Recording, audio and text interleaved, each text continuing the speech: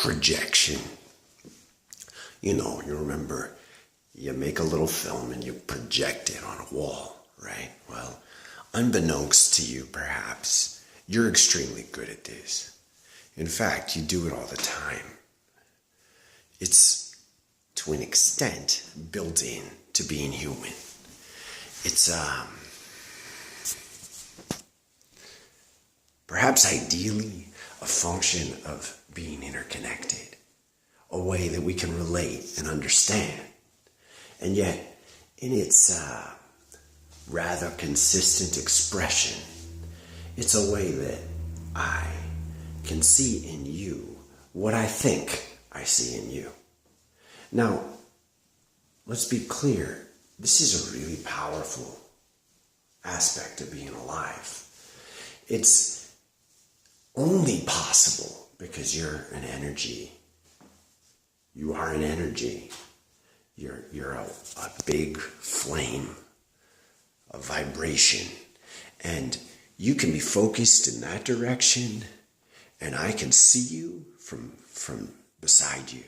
And I'm going to look into this wave of light, and what I see shapes. Really, it's like I'm a sculptor right into your side. And if you don't know how, you're going to become that to an extent. Now, if you turn and face me and you feel this, because you feel this, when it happens, you feel it. And if you turn and face me and you feel it, and you say, I like that, you might not stop and pause and recognize what's going on. You might not really comprehend how I'm shaping you. And yet, you accept it because somehow the connection itself feels like a blessing. Well, this is happening all the time. If you watch carefully, when someone's talking to one person and then starts talking to another person, you can watch their face change. It's intense. It's a beautiful experience, and it's a terrifying experience, because at best what happens is you shape someone into the best that you can see, and they do the same for you. And this is love. It feels like falling because you're surrendering into the process of being transformed by another person. Now, let's be clear. When you accept the transformational power from someone else, and they don't really have your best interests at heart, it's like being shackled and forced to play a role in someone else's play. It's not fun.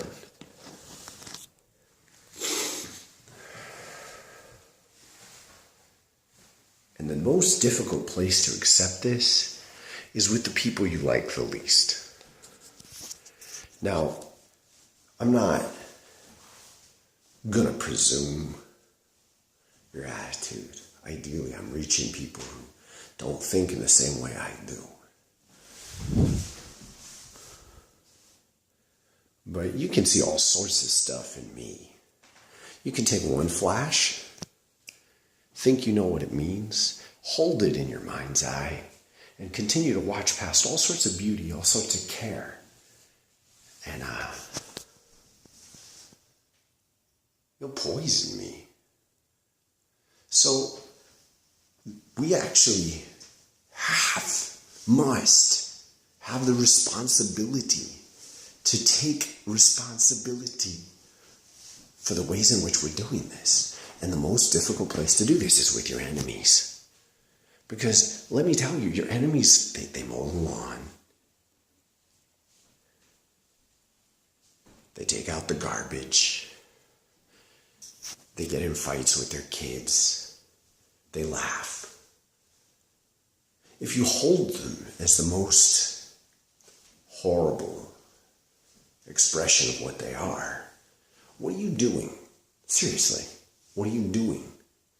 Now, I think where this makes sense is where someone says, I know that person. I saw them treat that person, this other guy like hell. I know they're capable of that. So I'm gonna be smart. I'm gonna be ready for that because I know it's in them. And I get that. Makes sense, right? But here's the problem. Like you've heard, don't base your choices in fear. If I'm going to constantly shape them as this worst, to what extent do I make it more likely that they behave that way? That's where math kind of helps. Start thinking in percentages. What can you do that's actually going to protect you from this person? Because let me tell you, I don't know the last time that a bomb fell from the sky and killed my friend and said, oh, I said, oh yeah, like maybe I'll be their friends.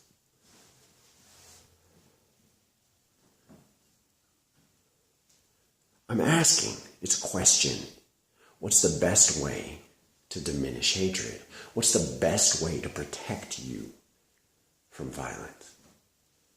Now you can go the other way and kiss their ass.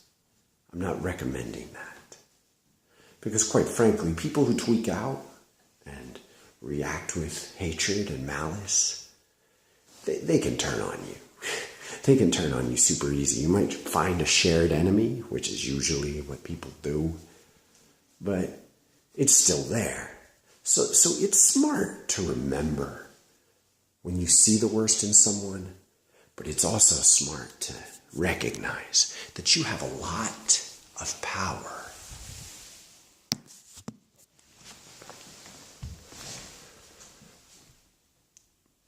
You have a lot of power over what becomes real. And it's possible to see the worst.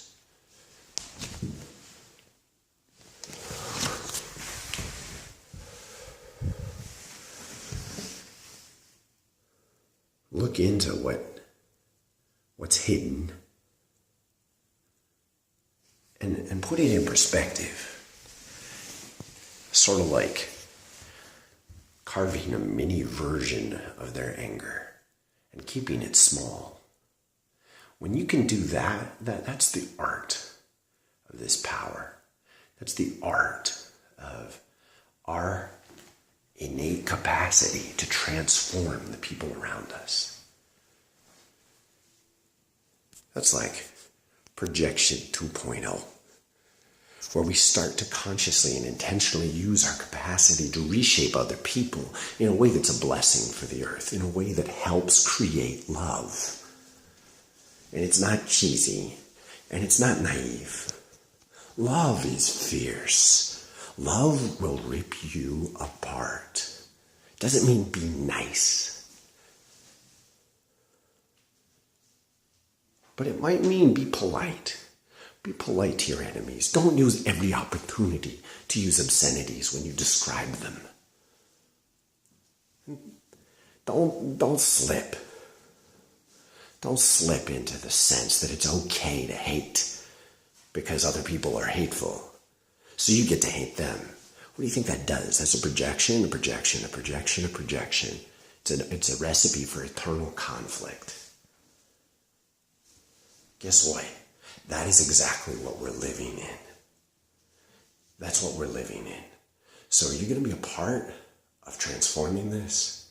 Because if you are, I promise you, it doesn't mean just sit down and be nice. It doesn't mean take the hatefulness and cringe and suffer and worry about why you've had to do this and the other people are so mean.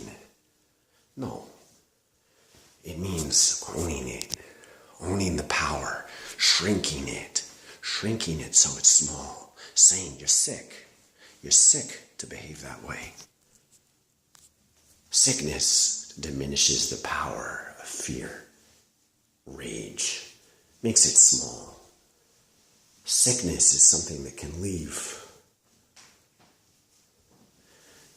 Damning someone as evil, I don't know that anybody really knows how to change that kind of assessment. So I'm encouraging you, I'm inviting you to take a look at the ways in which you misuse your power. You misuse your power of observation. You misuse your power in a way that does not make a better world. Be humble in that. Try to bridge the gap. Because we got a world to retake. Let me tell you,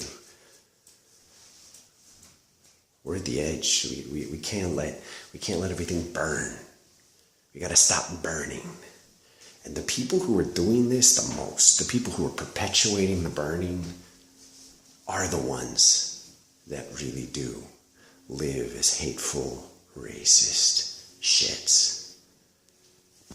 And I'm telling you, I have every interest in defeating them, crushing them if that's necessary.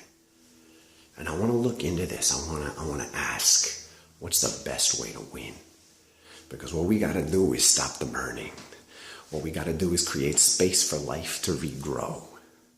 And I'm interested in doing that. I'm not interested in playing sports between the red and the blue and the left and the right. I'm not interested in pretty much the whole way of being that got us into this mess.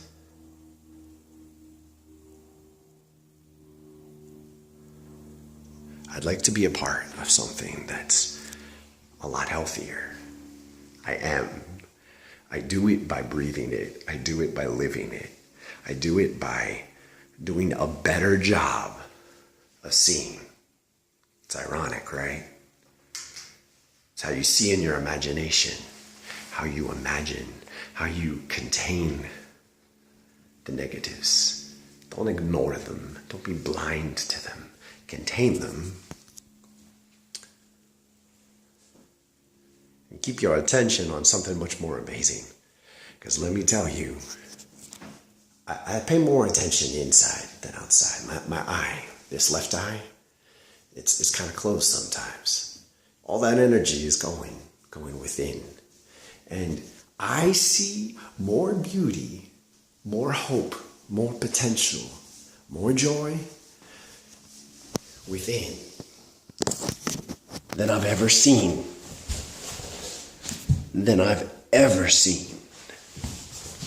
We're so close. We're so close now to the hope, to the care,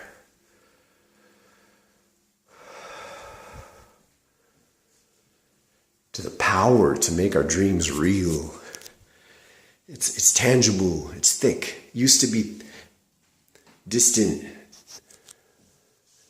Used to be unbelievable, beyond almost everything I knew. And now it's bubbling up. It's breaking through into our way. And at the same time, we're facing a lot of the worst. And I'm inviting you to recognize that these two things are happening together, and the best is here to win. So keep your attention with it. Find it within yourself and help.